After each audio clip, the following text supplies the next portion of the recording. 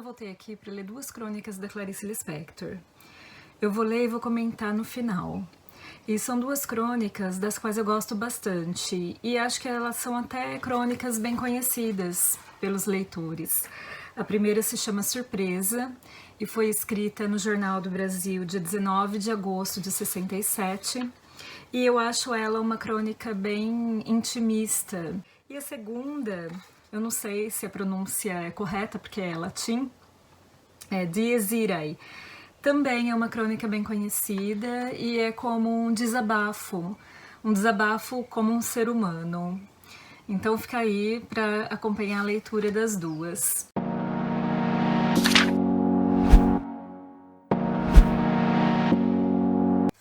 A surpresa. Olhar-se ao espelho e dizer-se deslumbrada. Como sou misteriosa. Sou tão delicada e forte. E a curva dos lábios manteve a inocência. Não há homem ou mulher que por acaso não se tenha olhado ao espelho e se surpreendido consigo próprio. Por uma fração de segundo, a gente se vê como um objeto a ser olhado. A isto se chamaria talvez de narcisismo. Mas eu chamaria de alegria de ser. Alegria de encontrar na figura exterior os ecos da figura interna. Ah, então é verdade que eu não me imaginei. Eu existo. A arte de pensar sem riscos. Não fossem os caminhos de emoção a que leva o pensamento, pensar já teria sido catalogado como um dos modos de se divertir. Não se convidam amigos para o jogo por causa da cerimônia que se tem em pensar. O melhor modo é convidar apenas para uma visita, e como quem não quer nada, pensar-se junto, no disfarçado das palavras. Isso enquanto o jogo leve. Pois para pensar fundo, que é o grau máximo do hobby, é preciso estar sozinho. Porque entregar-se a pensar é uma grande emoção.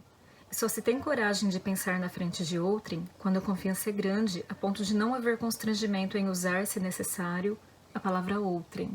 Além do mais, exige-se muito de quem nos assiste pensar. Que tenha um coração grande, amor, carinho e a experiência de também se ter dado ao pensar. Exige-se tanto de quem ouve as palavras e os silêncios, como se exigiria para sentir. Não, não é verdade. Para sentir, exige-se mais. Bom, mas quanto a pensar como divertimento, a ausência de riscos o põe ao alcance de todos. Algum risco tem, é claro. Brinca-se e pode-se sair de coração pesado. Mas, de modo geral, uma vez tomados os cuidados intuitivos, não tem perigo.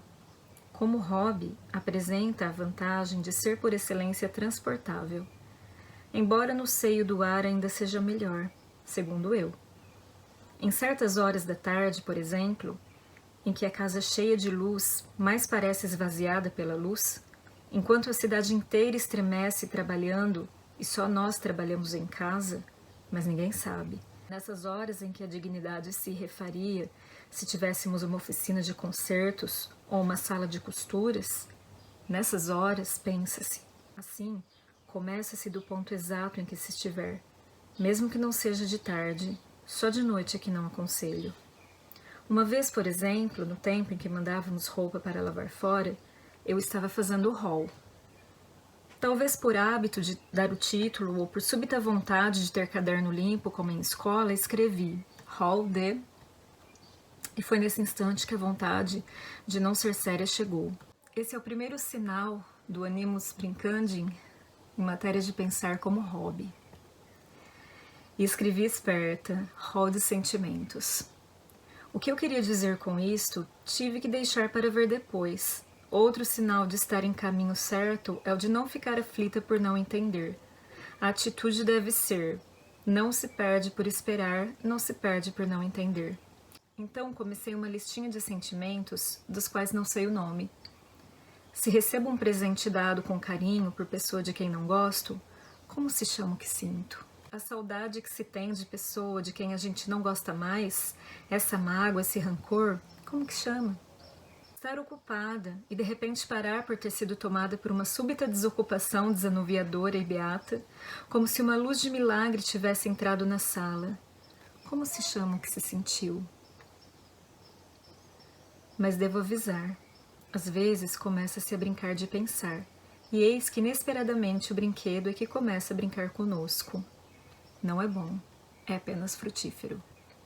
Eu gosto muito dessa crônica porque, a princípio, né, parece algo muito intimista, muito subjetivo, e eu acho que, na verdade, a Clarissa está fazendo uma brincadeira aqui. Ela não deixa de falar aqui de um processo de pensamento, um processo criativo também, né, porque pensar dá trabalho. A outra crônica eu gosto bastante também. Eu acho que ela é uma crônica bem conhecida porque eu já vi ela nas redes e tal, mas eu gostaria de ler também. Amanheci em cólera. Não. O mundo não me agrada. A maioria das pessoas estão mortas e não sabem, ou estão vivas com charlatanismo. E o amor, em vez de dar, exige. E quem gosta de nós quer que sejamos alguma coisa de que eles precisam. Mentir dá remorso. E não mentir é um dom que o mundo não merece. E nem ao menos posso fazer o que uma menina semi-paralítica fez em vingança, quebrar um jarro. Não sou semi-paralítica, embora alguma coisa em mim diga que somos todos semi-paralíticos. E morre-se, sem ao menos uma explicação. E o pior, vive-se sem ao menos uma explicação. E ter empregadas, chamemo-las de uma vez de criadas, é uma ofensa à humanidade. E ter a obrigação de ser o que se chama de apresentável me irrita. Por que não posso andar em trapos, como homens que às vezes vejo na rua com barba até o peito e uma bíblia na mão? Esses deuses que fizeram da loucura um meio de entender. E por que, só porque eu escrevi, pensam que tenho que continuar a escrever? Avisei os meus filhos que amanheci em cólera e que eles não ligassem. Mas eu quero ligar. Quereria fazer alguma coisa definitiva que rebentasse com um tendão tenso que sustenta o meu coração. E os que desistem? Conheço uma mulher que desistiu e vive razoavelmente bem. O sistema que arranjou para viver é ocupar-se. Nenhuma ocupação lhe agrada. Nada do que eu já fiz me agrada. E o que eu fiz com o amor estraçalhou-se. Nem amar eu sabia, nem amar eu sabia. E criaram o dia dos analfabetos. Só li a manchete, recusei-me a ler o texto. Recuso-me a ler o texto do mundo. As manchetes já me deixam em cólera. E comemora-se muito. E guerreia-se o tempo todo. Todo um mundo de semi-paralíticos. E espera-se inutilmente o milagre. E quem não espera o milagre está ainda pior. Ainda mais jarros precisaria quebrar. E as igrejas estão cheias dos que temem a cólera de Deus e dos que pedem a graça, que seria o contrário da cólera. Não tenho pena dos que morrem de fome. A ira é o que me toma. E acho certo roubar para comer. Acabo de ser interrompida pelo telefonema de uma moça chamada Teresa que ficou muito contente de eu me lembrar dela. Lembro-me. Era uma desconhecida, que um dia apareceu no hospital durante os quase 3 meses onde passei para me salvar do incêndio. Ela se sentara, ficara um pouco calada, falaram um pouco, depois foram embora. E agora me telefonou para ser franca, que eu não escreva no jornal nada de crônicas ou coisa parecida. Kelly, muitos querem que eu seja eu própria, mesmo que remunerada para isso. Que muitos têm acesso a meus livros e que me querem como sou no jornal mesmo. Eu disse que sim, em parte porque também gostaria que fosse sim, em parte para mostrar a Teresa, que não me parece semi-paralítica, que ainda se pode dizer sim. Sim, meu Deus, que se possa dizer sim. No entanto, neste mesmo momento, alguma coisa estranha aconteceu. Estou escrevendo de manhã e o tempo de repente escureceu de tal forma que foi preciso acender as luzes. E outro telefonema veio. De uma amiga perguntando-me espantada se aqui também tinha escurecido. Sim, aqui é noite escura às 10 horas da manhã. É a ira de Deus. E se essa escuridão se transformar em chuva, que volte o dilúvio. Mas sem a arca. Nós que não soubemos fazer um mundo onde viver e não sabemos na nossa paralisia como viver. Porque se não voltar o dilúvio, voltarão Sodoma e Gomorra, que era a solução. Por que deixar entrar na arca um par de cada espécie? Pelo menos o par humano não tem dado senão filhos, mas não a outra vida, aquela que não existindo me fez amanhecer em cólera. Teresa, Quando você me visitou no hospital, viu-me toda enfaixada e imobilizada. Hoje você me veria mais imobilizada ainda. Hoje sou a paralítica e a muda. E se tento falar, sai um rugido de tristeza. Então não é cólera apenas? Não, é tristeza também. Vejam bem, essa crônica é de outubro, deixa eu ver, 14 de outubro de 67. E ela podia ter sido escrito hoje, né? Hoje você poderia abrir o jornal e ler esse texto.